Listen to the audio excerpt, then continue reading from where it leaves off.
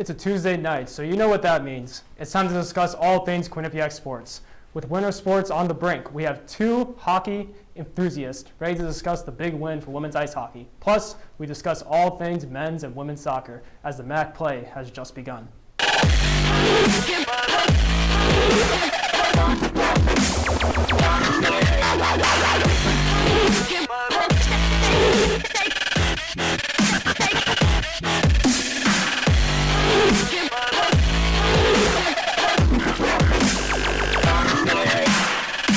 Hi, welcome back to Studio 125. I'm your host, Nick Antonianis. Alongside me, I have Clever Streich and Aiden Barrett. I can already tell it's going to be an intense debate. Are you guys ready? I am absolutely ready, Aiden, and it is our first night as analysts on the desk for Bobcat Breakdown. Are you ready to get some debate started, Aiden? Let's get to it. Let's start us off with some women's ice hockey. With a new offense lineup this season, what do the Bobcats have to do to win their power play units after attempting five versus Maine and missing all?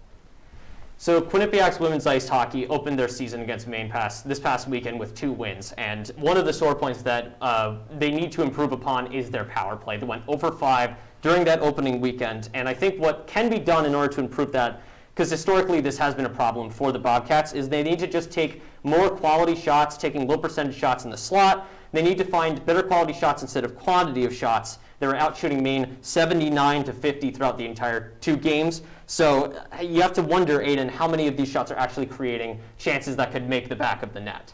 Yeah, you know what? I agree, Clever. Honestly, over 5 on the power play doesn't sound great.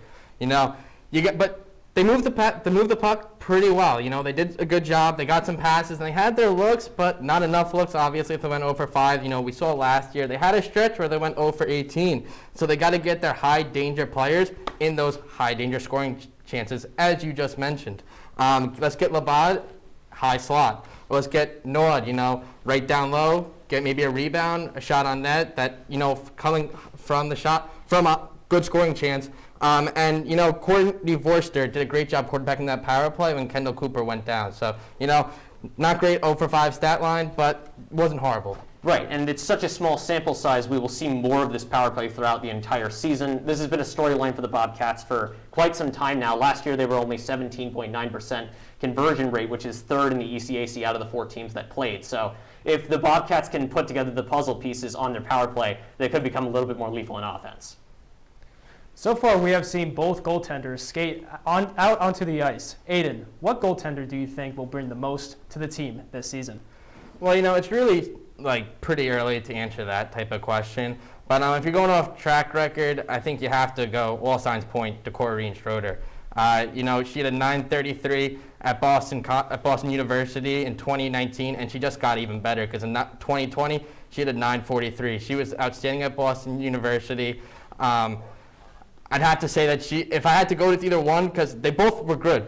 They had 3 goals on 50 total shots, so they both were good goaltenders. But if I had to go with one in a must-win game, I'd have to go Corrine Schroeder. I have to disagree with you, Aiden, respectfully, but I do believe that the starter at this point in time, 2 games into the season, is still Logan Andrews. As you can see, there has such a small sample size, but Andrews has been the starter on the Quinnipiac Bobcats for the last couple of years now. She has Katz Turner's trust, and she has been a National Goaltender of the Year Award watch list nominee, along with Corrine Schroeder. So it's an interesting situation. We talked about this as far back as the QBSN roundtable over the summer. This is just such a 1A and 1 sort of situation where both goaltenders are so quality, but I think it's just a little bit too early to call it. Although Corrine Schroeder just had a historic goal on Saturday when she scored the first ever goalie goal in NCAA women's ice hockey history, the second as a Bobcat after Michael Gartig in the class of 2016. So, Schroeder's starting to insert herself into that conversation, but I still think that it's Andrews' net for now as we get the season rolling. With the season just starting, there are many predictions on where the Bobcats will end up in the ECAC. Clever, you asked head coach Cassandra Turner if she believes the Bobcats were fairly ranked in the 6th seed. Let's take a look at that interview. Yeah, I think rankings are rankings. I think, you have to prove yourself, and I think our team knows that. I also look at it, and we have so many strong teams, and I think that's the amazing thing about our league is you walk into a game and you don't know who's going to win at the end of the day. So talent isn't enough anymore. You need to be sure that you're playing together, you're playing hard, and that you compete. So wherever we fall in that ranking, I think to our team it is what it is. I think they feel confident they can win our league. And I'm sure there'd be other coaches in our league that think that there's a lot of teams that could win our league. And that's the cool thing about it. And I think, to me, that's what creates a team that could win a national championship. I think whoever comes out of our league is prepared because they've competed, so hard that they can win a national championship. Yeah, that's really the message that Quinnipiac's trying to send here. And I think that this is a year where Quinnipiac has changed their identity as a team, adding so many quality pieces. But as Cass said, I think rankings are rankings. You have to prove yourself. This is a year for the Bobcats to prove themselves on the ice. They have a bunch of brand new players, but the USCHO poll just came out today.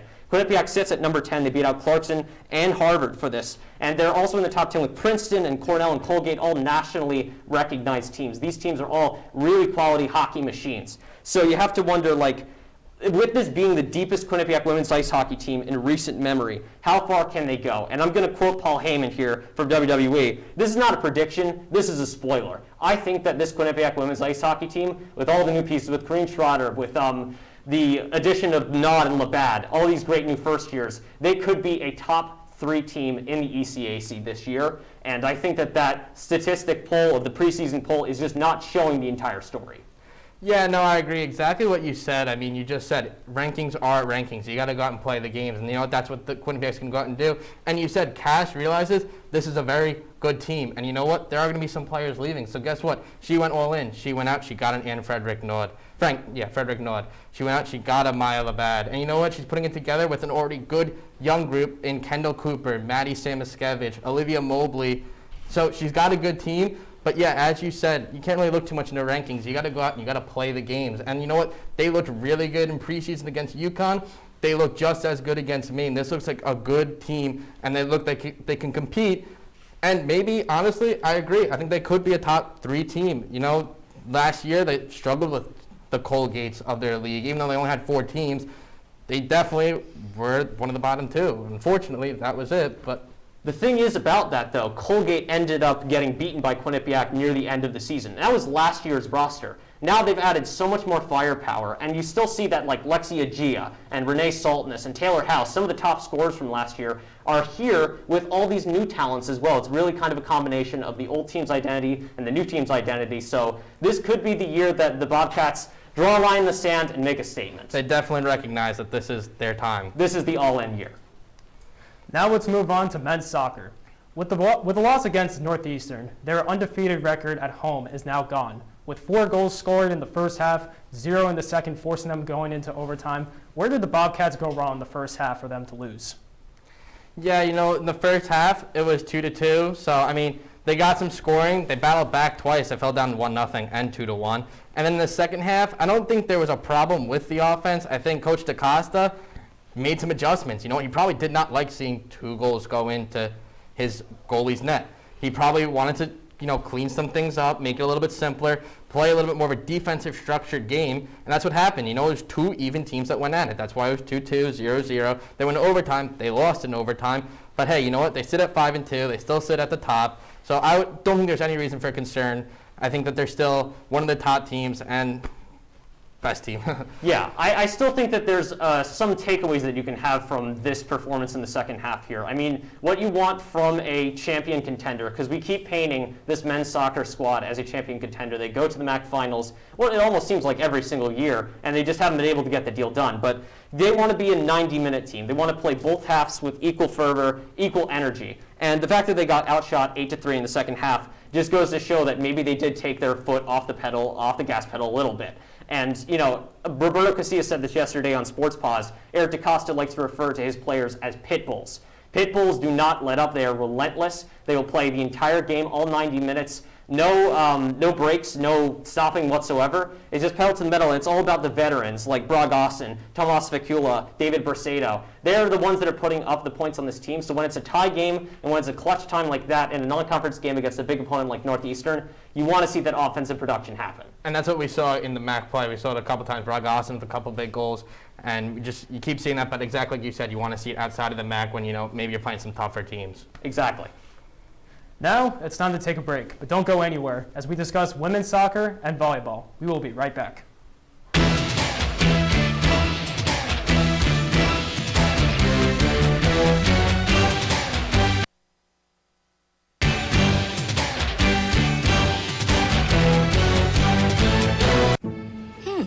Maybe you can make retirement happen. After all, you made home ownership happen. Homeschooling yourself on loans, beefing up your credit score. So I'm pre-approved. You were like, yes! Sorry. Color coding listings, ticking boxes, and flushing every toilet in a 20-mile radius. Home sweet home. You aced house hunting. Now get the tips you need to get on track at aceyourretirement.org. I know what you're thinking. I need a job. I need a new career. Well, I've been there. I've been there. I've been there. I wasn't happy with what I was doing. After high school, I didn't have a plan. I just wanted to start working. I got laid off twice, but you gotta keep going. You just need the right skills. Find an apprenticeship. I found a 2-year IT program. I found a medical course online. I'm now a consultant in the tech space. You have more options than you think. You can do this. You will find something. You will find something new.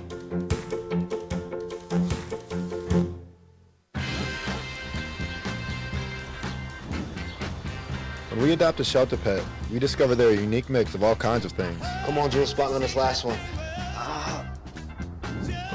There it is.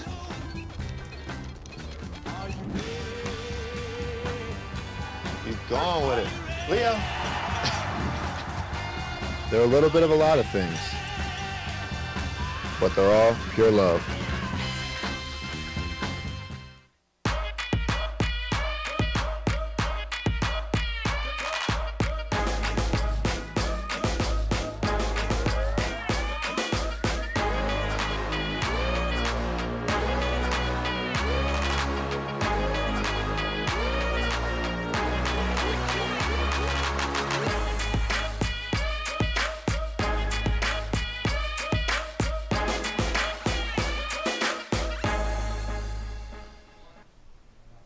Welcome back. Let's get started with some women's soccer.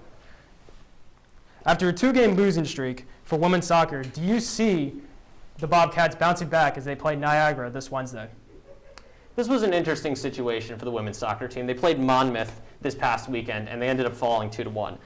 Now, this is a team that got out to a 5-game winning streak to start the entire season, and now they're on a bit of a cold streak. 2 games in a row that they were not able to get the victory. However, I do think that they should be able to rebound quickly. This is a team that was voted 2nd place in the MAC preseason poll. This is one of the most quality teams on campus, in my opinion, and honestly, they've had a great track record against Niagara. With their veteran players, they have been able to win the past 4 meetings dating back to 2017. And obviously, Monmouth is a really, really hard soccer school, not just for women's, but for men's as well. Both of these teams, they're going to end up facing Monmouth at certain points throughout their season. And it's going to be up to Rebecca Cook, Selena Salas, the real top-tier producers on this team to get the Bobcats back on track and get them away from this cold streak and back to their winning ways. Yeah, no, same answer with the men's team. I don't think it's time for concern yet. I mean, it's 2 games. It's one team. They only played the 2nd time ever in school history in Columbia. Mm-hmm. They took the loss. Monmouth, they played 32 times. They've won 7. You do the math there. I think what they do need, though, is they do need the backup scoring. I mean, Rebecca Cook, best player on the team, 7 goals. No goals in her last 2 games. They're 0-2. When she scores, they win. Selena Salas, she gives them scoring, but they need to find that third punch. They need another player to step up, because when they're not going and they're struggling, or teams are shutting them down, because guess what? We see the stats too. The other teams see the stats. They know who the players to watch for, and when they can't do it, you need somebody else to step up, and that's what the Quinnipiac women's soccer team needs. So Quinnipiac women's soccer, who's going to step up. Exactly, I agree with you. Selena Salas has been a point-a-game player. She's been contributing so much offensively this year, but there's got to be a secondary line of scoring, a secondary defense to get the Bobcats back in the swing of things. With two goalies, Megan Phillips and Sofia Lospinoso, switching halfway through, well, was that a good decision for the Bobcats' part? I don't know. I mean, I don't think it was necessary. I think maybe they're still kind of trying to find out who is their goaltender, and you know what? There's still time to figure that out. They're only 7 games into the season. They can still kind of see if they want to go 1A, 1B options. We kind of talked with women's hockey. Yeah, it's a similar situation. Yeah, so I think they're trying to figure themselves out, and you know what? Why not? I mean, you're still only 7 games of the season. You're still at the top of the MAC standings. But yeah, I don't think it was necessary to do it, but it'll be interesting to see what David Clark does going forward, because Lespinosa also isn't, I'm not saying anything wrong with her, but I just don't think it was necessary to make Right. I do agree with getting Lespinosa some playing time. She was the starter for the majority of the game. She started 6 games last year, including the last time that they did play Monmouth. They were not able to get the victory there either. But the point being, you want to get experience in big-time matchups with both your goaltenders. Megan Phillips, I do believe, is still the starter, as pretty much solidified on this team. She's a really, really impressive goaltender, and she hasn't allowed more than 2 goals in any game this year. So having, a goaltender like Megan Phillips and Lospinoso, so similar to each other, it was great to be able to see Lospinoso get a bit of a rep out there in net. So we'll see what David Clark does do in the future. But personally, I do believe that Megan Phillips still has the starting job. I would agree. Now let's move on to the court and talk about some volleyball. With a high of 17 kills for Mackie Baker against Canisius, what underdog needs to step up to Baker's level to help him win the MAC? I can take this one first. So this is an interesting situation because Maggie Baker is such a prolific scorer. She's gotten so many kills this season, and she, 17 kills in this past game. One person that I do think has the capacity to step up and help secondary scoring, a similar theme that we've been talking about tonight, is Georgia Salepi. She has a great height, and she had 8 kills against Rider, 8 kills against St. Peter's. But she had a season high of 18 kills against UMBC back on September 10th at one of the tournaments that they played. So if it's possible for Salepi to find the consistency that she had a couple of years ago when they faced Fairfield in the MAC championship, when they faced Rider, she had 16 kills, 17 kills. Those double-digit kills, as soon as you can get them up there, that's the kind of player that you want to be supporting your starters like Diaz, like Baker. These are the kinds of people that you want to step up on your team. Maggie Baker, 137 kills. Ariana Diaz, 126. Those are the only 2 players with over 100 kills. And they're 3-10. So clearly, someone needs to change. They need more. Next highest on the list is Olga Zampati. She's got 82. My bad. Nicole Legg is next highest with 83. If they can get their numbers a little bit closer to Ariana Diaz and Maggie Baker, I mean, it doesn't have to be exactly, right on it, but if they can get their numbers up a little bit, they can change it, because clearly they need to if they're only 3-10, but they're still in it. That's the thing, they're still in it, so they still have time, not much time, but they got to fix it, and if they fix it, they can get back into this thing and be competitors again. Yeah, exactly. And there's so much time left in MAC play this year. The majority of these losses, they are 3-10, came from preseason tournaments that they participated in. They really need to sort of see what these players can do at the MAC level. They haven't had a really full big season in quite a while. I mean, 2019 up to 2020 was a bit of a big layoff as they played last spring. But you want that secondary scoring to start to come through for the volleyball team. Because if you're going to try and face someone like Fairfield, which is an upcoming opponent for them, that is an absolute powerhouse in the MAC for volleyball. They are the absolute benchmark when it comes to scoring. They are an offensive machine. So if they're going to try and take a game off them like they did last year when they defeated them for the first time since 2018, they're going to need to find secondary scoring. Speaking of Fairfield, what coaching adjustments should Coach Robinson make this week before they play Fairfield, first in the MAC this Saturday? Well, they're going to have to score a lot more than they are scoring. So, I mean, it's going to be a tough matchup. We all know that. We just said that they're the best team. They've been the best team. They haven't beaten them since 2018. 2019 MAC champions. Yeah. So, but last year, they ended their undefeated season. So, it can be done. So, to answer Jim Carey's question, yes, there is still a chance. Going to be tough. But like we just said, they need the secondary scoring to start coming through. So, who are those players? You mentioned Selecti, I mentioned Olga Zimbati, and Nicole Legg. Can they get that other scoring from those players? If they can get that scoring from those players, maybe they're able to keep it competitive. I don't know how much of a chance they have going into this game. They do have a chance, but it's going to be a tough one. Right, and in order to create a better chance for them, they need to really work on their defensive adjustments. You want to see a lot more blocks out in front of the net. The two tallest players on this team are Nicole Legg and Alexi Morse. Legg had 28 blocks this season. They had one against Canisius, which was a 3-1 win, and she didn't have any blocks against Niagara, which was a 3-1 loss. Morse has 15 blocks this entire season so far. So in order to get the defense sort of adjusted and ready for a big-time opponent, a really blockbuster opponent like Fairfield, yes, exactly. You want both offense and defense to be prepared and as ready as you can be. But you also want to fill those holes in your backcourt because a lot of balls have been finding open spaces on this team. The liberos on this team, Fabi Kinsel-Mo, the first year, has been doing an excellent job so far. But the more digs that she can generate and the more defensively tightened up, the more buttoned up this team can be, the better chance they will have against an opponent like Fairfield. Well, that's it for this intense breakdown debate. We are going to take one last break, but don't go anywhere as we talk about the historic QBSN Game of the Week and, of course, Final Roars. Multiple studies have shown that marijuana can slow both driver reaction and response time, which can be really dangerous. It's here. It's here. Wait. What? I can't drive. What? My. Oh.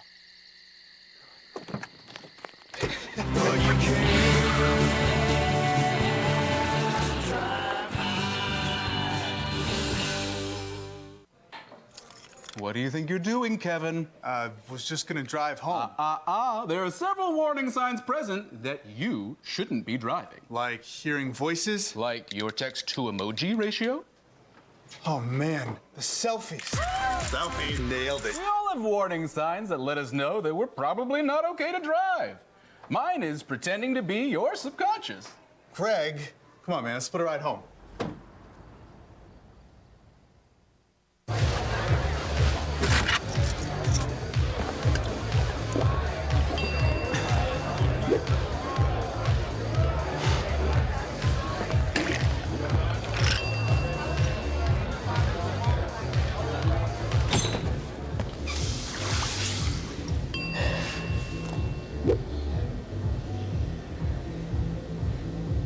If you need to do something to feel okay to drive, you're not okay to drive. Don't drive buzzed.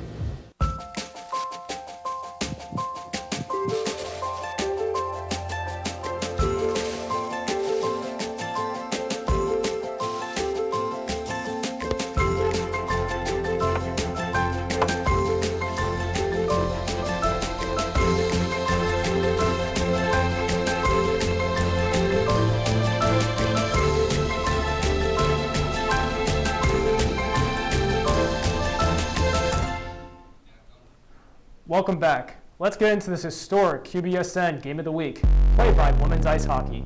Goalie Corinne Schroeder. This week, the Bobcats faced Maine Friday and Saturday, winning both games for the first time in history. A female hockey goalie scored a goal. Second time in Quinnipiac history this has happened. With an open net in the third period, Schroeder was given a credit for the goal as it made its way down the ice, allowing the Bobcats to win and create history. Now it's time for Final Roars. Aiden, would you like to start us off? Yes, I do. It's been 14 years since the Quinnipiac men's soccer team started a season so strong. It's been 8 years since they have won a MAC title. After 2 straight losses, Quinnipiac still sits at 5-2 and atop the standings. The team that went last year to the final round and lost on a heartbreaking goal in the 85th minute is in the past. This is the same team, just better. With the stars still being stars and this duo of Andreas Hadji-Gabriel and Jared Mazzola in net, there's no reason to not to think the Bobcats won't beat players in the end. It's been a difficult season for the Quinnipiac field hockey team. The record dropped to 0-7-1 this past week after losses to Wagner and number 22 ranked Old Dominion. Despite the rough start, there has been some bright spots in Beckman's squad that shows a promising future for the team. First year Amelia Massarelli has emerged as a major offensive threat, proving herself to be a high caliber and dynamic player. She leads the Bobcats in scoring with 4 goals and 8 points. including her first career multi-goal game against Temple back on September 17th. Right behind the Argentinian forward is junior Stella Titmayer, who had an assist and 11 shots on goal. Several other underclassmen have already risen to a starting lineup status in the past year.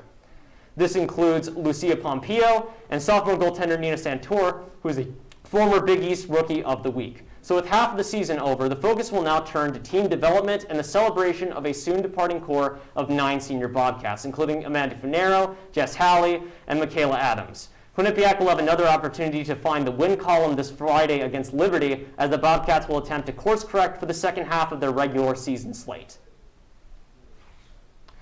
After starting off red hot this season, the men's soccer team is looking to start the MAC to win a championship. Although they have lost the last 2 games, hopefully this Wednesday against Siena, they are looking to bounce back and get right back on track. They'll need the help from goalie Andreas Hadjivigabriel, forward Tomas Sivikula, and forward Baraj Asen, who have been red hot to start off the season. You can tell they are hungry, and head coach Eric DaCosta is hungry for that MAC that they came so close to winning last year. Hopefully this game against Siena will give them the morale to bounce back and be the red hot team they were the first 5 games of the season.